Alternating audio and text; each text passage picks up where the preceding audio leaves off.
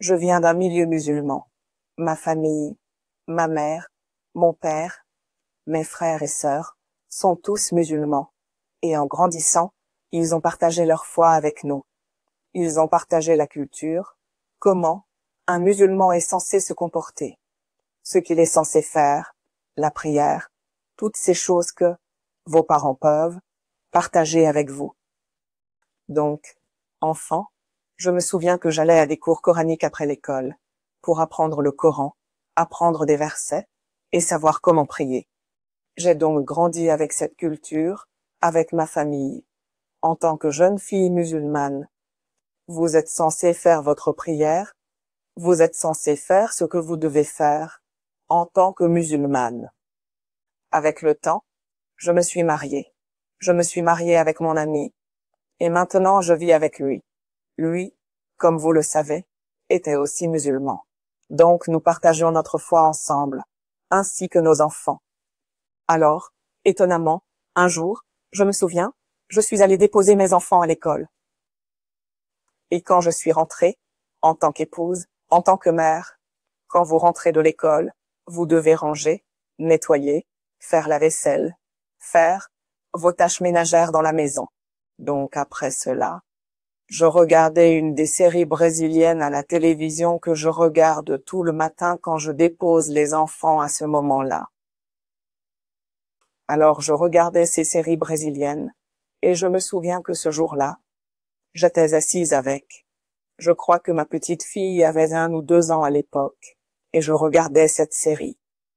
Et je me souviens que ce jour-là, cette série, c'est une longue série.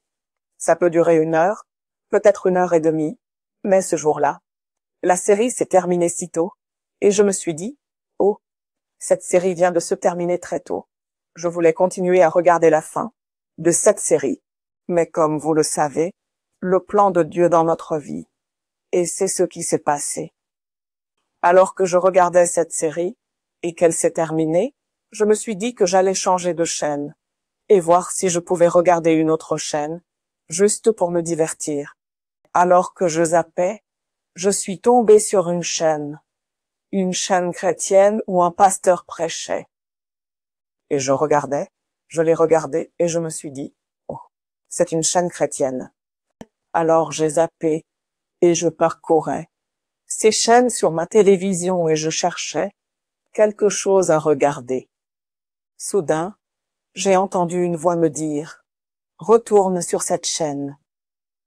Je pensais que c'était mon imagination et j'ai dit, qui me parle? Et j'ai juste continué. Je n'ai pas vraiment prêté attention à cette voix. Une deuxième fois, j'ai entendu la même voix me dire « Retourne sur cette chaîne ». Et j'ai dit « Qui me parle ?» Je me suis même retournée pour voir qui me parlait. Et la troisième fois, la voix était si forte que je n'ai pas pu résister. Je suis retournée sur cette chaîne. Et quand j'ai mis la chaîne, c'était un pasteur qui prêchait sur Jésus-Christ. Il parlait, il prêchait.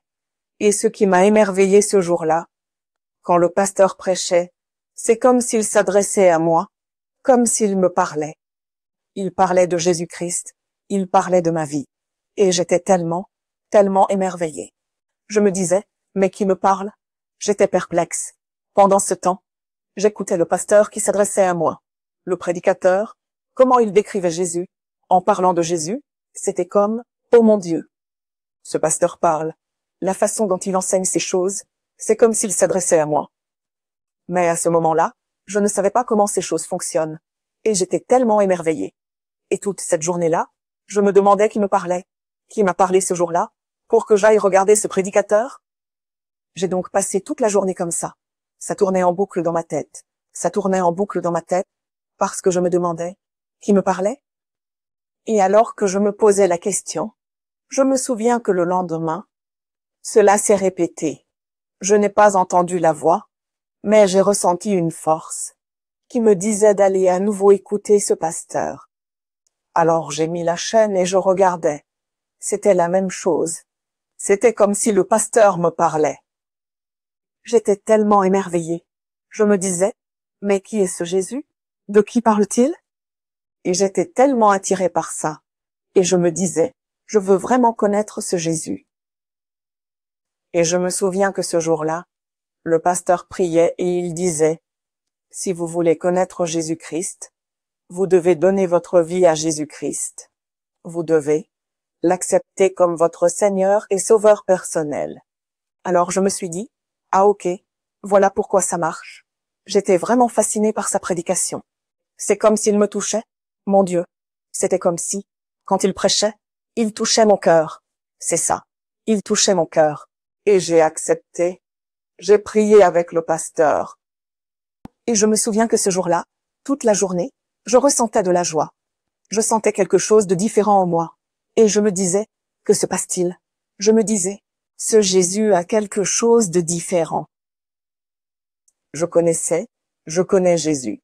Vous savez, en tant que musulmans, nous savons tous que Jésus est le Dieu des chrétiens. On entend ces choses, mais on ne sait pas exactement ce qu'il y a derrière. Quand on est musulman, on ne sait pas vraiment ce que Jésus a fait. On ne connaît pas vraiment l'histoire. On ne sait pas ce qui s'est passé, pourquoi Jésus a donné sa vie. Donc j'étais fascinée. Je voulais en savoir plus. Un jour, j'étais à la maison après avoir déposé les enfants à l'école. Je suis rentrée, et je voulais en savoir plus sur Jésus-Christ. Je me demandais, je veux vraiment connaître ce Jésus. J'ai dit, je veux te connaître, Jésus. Si tu es le vrai Dieu, montre-toi à moi. Montre-toi à moi. Et alors que je priais, j'avais cette joie en moi. J'avais la présence de Dieu. Je ne sais pas comment expliquer. Je n'avais jamais ressenti la présence de Dieu.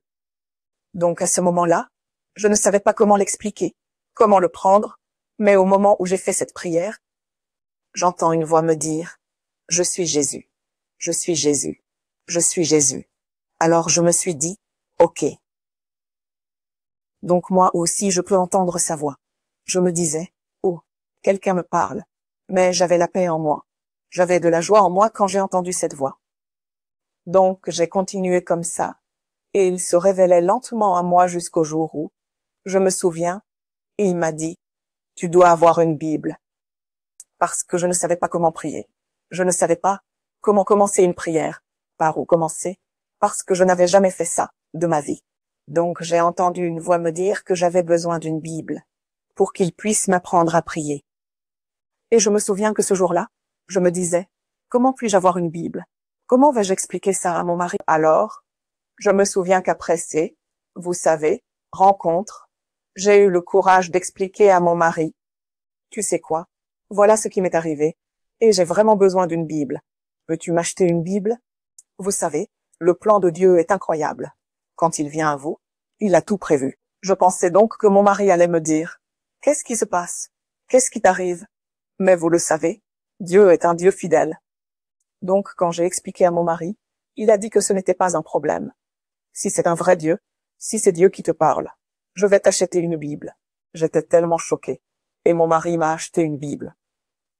Vous savez, quand Dieu entre dans votre vie, il vous change. Il vous montre qu'il est le vrai Dieu.